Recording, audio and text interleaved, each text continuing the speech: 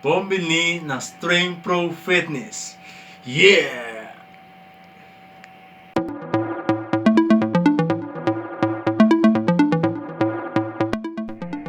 We mi demonstra vos ng shade ng kumita bebe. Essa aqui chama Mastec. Essa aqui chama Creatine. Mastec tá built up força e tá built up massa também, que men massa de curva. E Creatine tá para recuperar as pernas ora que bocava o training. Pode beber Mastec pro me e depois de o training. Então Creatine pode beber solamente depois de o training. Isso é para recuperar as pernas. Pro me, como começa meu training, eu mostro sempre duas demonstrações de meu warm-up, sei da dip e track up. Depois eu sigo com meu training de que chama lat pull down. Aqui também eu mostro você portrait de espirnan com lat pull down da trás. Check o vídeo.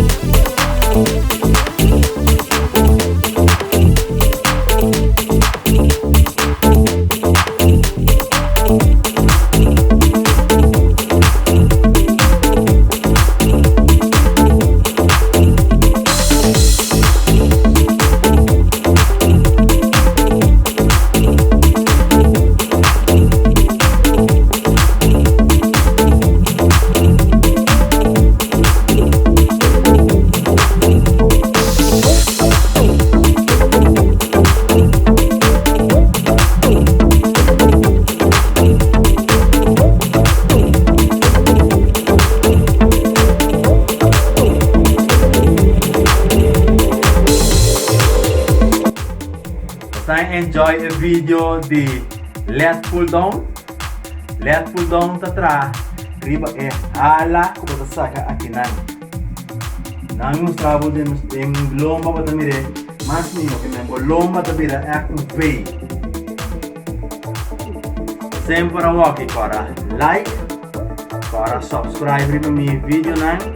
E primeiro bell até arriba. Sempre para share meu vídeo nang também.